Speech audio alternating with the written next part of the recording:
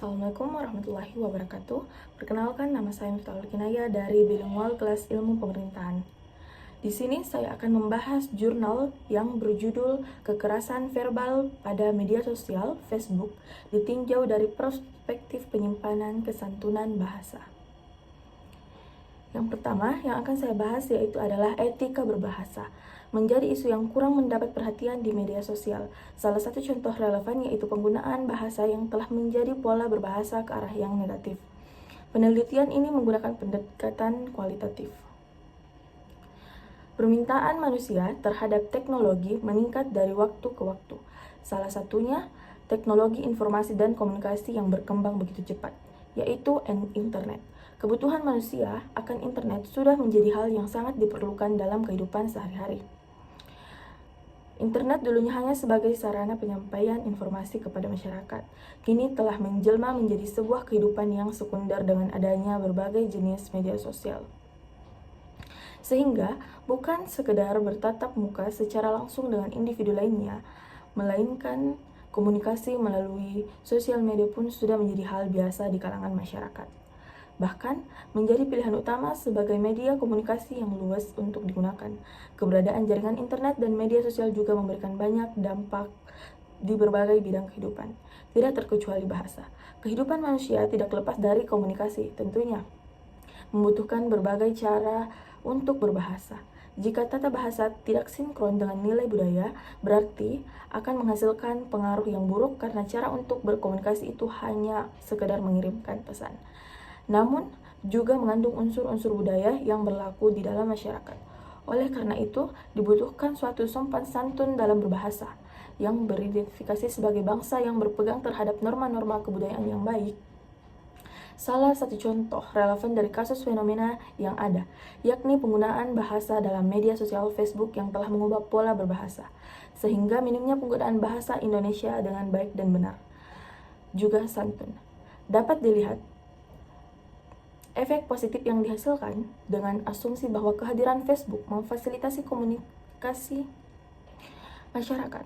Namun dampak negatifnya juga bukan hanya tindakan kejahatan dalam menyalahgunakan media sosial, tapi dapat diperhatikan juga dengan melihat penggunaan bahasa yang digunakan saat berinteraksi di media, di mana bahasa yang digunakan tidak lagi menampakkan kaidah bahasa yang baik sesuai norma prinsip kesantunan. Mengenai konsep kesantunan berbahasa dijelaskan juga sesuai pandangan dari Prabowo tahun 2012. Pranowo bukan menyampaikan teori tentang kesantunan berbahasa, melainkan memberi panduan perihal berbicara secara santun. Mengingat pentingnya kesantunan dalam berbahasa, maka interaksi yang terjadi di media sosial harus didasarkan pada norma kesopanan dan kesantunan. Maka dari itu, membangun kesadaran para pengguna media sosial terhadap dampak buruk dari media sosial tidaklah gampang, tetapi bukan pula hal yang sulit, cukup dilakukan dengan nalar dan akal sehat dengan seharusnya. Hancurkan segala informasi buruk dengan mencari tahu sumber yang otentik dari segala informasi yang dibagikan. Munculnya kekerasan verbal di sosial media Facebook, itulah yang menjadi daya tarik peneliti untuk memilih judul kekerasan verbal pada media sosial ditinjau dari perspektif penyimpangan kesantunan berbahasa.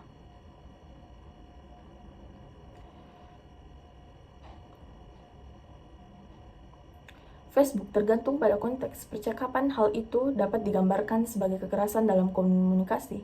Yang pertama, bentuk kekerasan verbal mengumpat di media sosial Facebook. Mengumpat yaitu mengeluarkan perkataan yang buruk kepada seseorang. Banyak sekali contoh-contoh yang sekarang kita bisa temui. Dan yang kedua, bentuk kekerasan verbal eufemisme di media sosial Facebook, menggantikan bentuk tuturan yang bernilai kasar berbentuk tuturan yang bernilai halus. Dapat diartikan sebagai eufemisme. Dan yang ketiga, bentuk kekerasan verbal disfemisme di media sosial Facebook.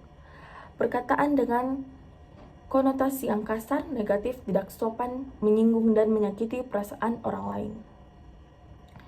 Yang keempat, ada bentuk kekerasan verbal stigmatisasi di media sosial Facebook. Pemberian tanda atau stigma terhadap seseorang atau sekelompok orang dengan pengertian yang bermakna tertentu dalam situasi dan konteks tertentu secara terbuka atau terselubung untuk mempengaruhi daya pikir atau daya evaluasi seseorang. Yang kelima, bentuk kekerasan verbal hiperbola di media sosial.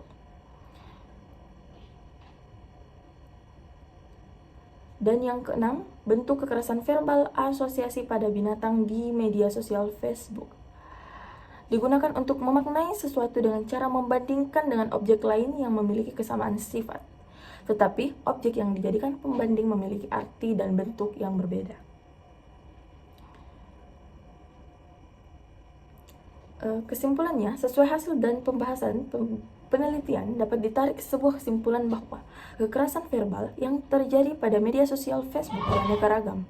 Dengan maksud yang beraneka ragam juga, berbagai komentar, postingan maupun gambar ke dalam bentuk kekerasan verbal menurut Kansworo atau Utoro diantaranya kata umpatan, eufisme, disfisme, stigmatisme, hiperbola, dan asosiasi kepada binatang.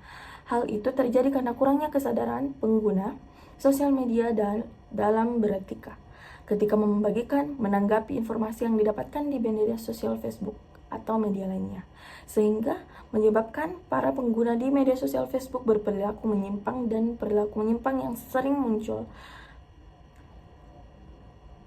pada penelitian ini adalah emosi pembicara yang mendorong eksis emosional. Oleh karena itu, mengucap kata apapun tidak disalahkan, namun alangkah baiknya jika menggunakan kata apapun memerlukan telaah. Itulah materi yang telah saya paparkan, lebih dan kurangnya mohon dimaafkan. Assalamualaikum warahmatullahi wabarakatuh.